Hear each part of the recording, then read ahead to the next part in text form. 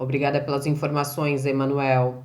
Hoje o Jornal da Câmara exibe uma reportagem especial sobre o projeto Eu Tenho Voz, desenvolvido para prevenir o crime de abuso sexual, físico e psicológico contra crianças e adolescentes.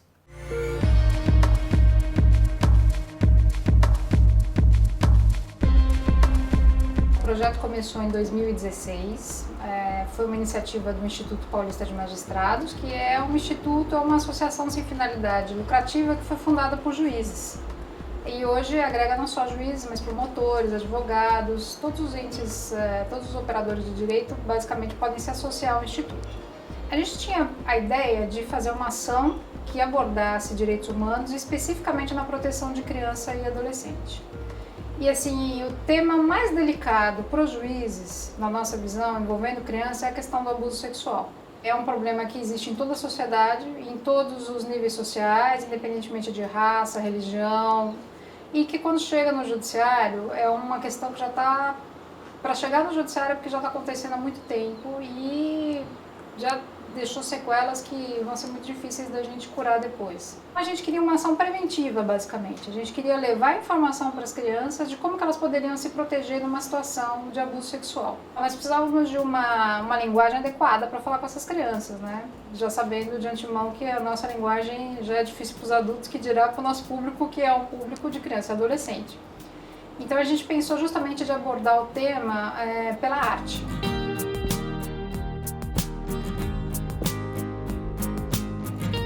Então nós começamos a buscar uma peça de teatro que abordasse o tema do abuso sexual. E chegamos até a se narrar histórias teatralizadas por intermédio do Antônio Clementin, que é o produtor cultural que fez essa aproximação. Eles já estavam trabalhando com o tema, né, e tratavam com 3 narrativas de histórias verdadeiras. Uma envolvendo violência física, uma de violência sexual contra a menina e uma de violência sexual contra a menina. E aí partimos para a apresentação dessas peças nas escolas estaduais.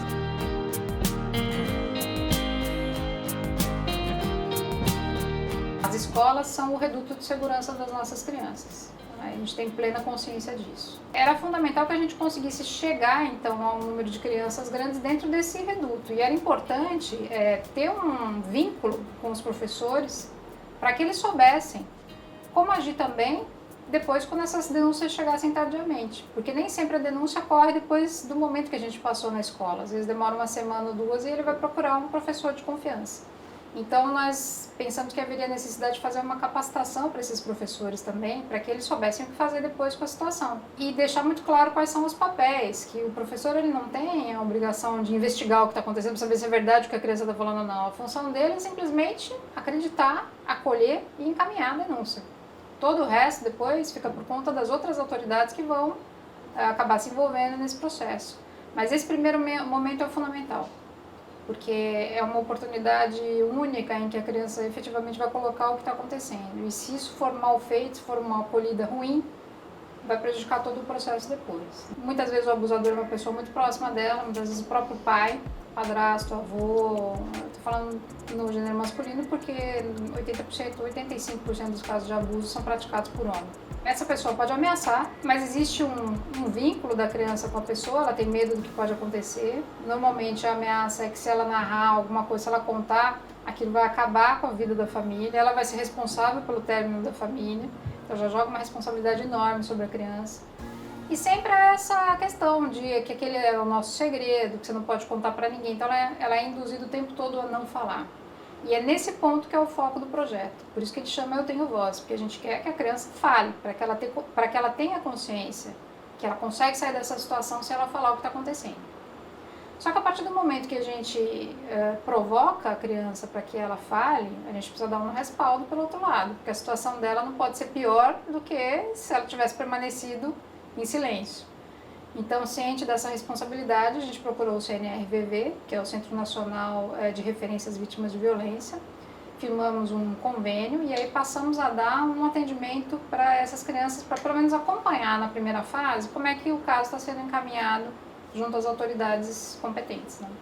Às vezes, até durante a própria peça, acontece já um pedido de ajuda e aí já acontece um encaminhamento direto para a área jurídica, e o nosso acompanhamento é um acompanhamento de retaguarda. Aí nós entramos com essa retaguarda psicossocial. Nós temos uma assistente social que faz a primeira entrevista, que faz toda essa escuta, junto também com uma psicóloga, que vai fazer essa leitura das demandas dessa família. O maior desafio para a gente é a questão financeira, porque o projeto tem um custo, que são apresentações teatrais que são feitas, elas são remuneradas, e tem o custo também das assistentes sociais, das psicólogas, das outras pessoas que são envolvidas, né, com essa assistência no projeto. Todos os juízes são voluntários, não são remunerados, promotores, procuradores do Estado, ninguém recebe nada por isso. O nosso trabalho é totalmente voluntário. O segundo maior desafio foi a pandemia, porque de uma hora para outra nós ficamos impossibilitados de chegar na escola. Daí assistimos o número de notificações por violência sexual contra crianças despencarem, o que pra gente é um indicativo muito claro de que essas crianças não conseguem ter acesso a ninguém para pedir socorro. Então elas estão nas suas casas com os abusadores e não tem a quem se socorrer.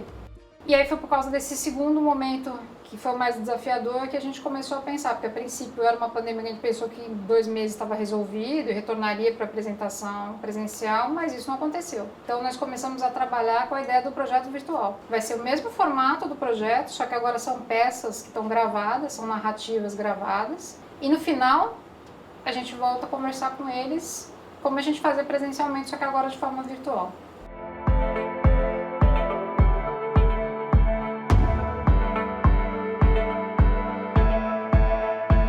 Nossa sociedade, no geral, ela ignora o problema, finge que nada está acontecendo, quando a gente sabe que existe uma epidemia. Isso é epidêmico. Tanto que existe um boletim do Ministério da Saúde, um boletim epidemiológico sobre a questão da violência sexual. A criança, desde cedo, ela precisa ser educada, ela precisa receber educação sexual, não é? E isso tem que ser feito na escola, porque você não pode esperar que os pais deem a educação sexual que eles provavelmente não tiveram. E a gente sabe que a escola tem ampla condição de fazer isso. E não tem nenhum antídoto melhor para o problema da violência sexual do que a informação. A informação é o necessário, é o primeiro passo.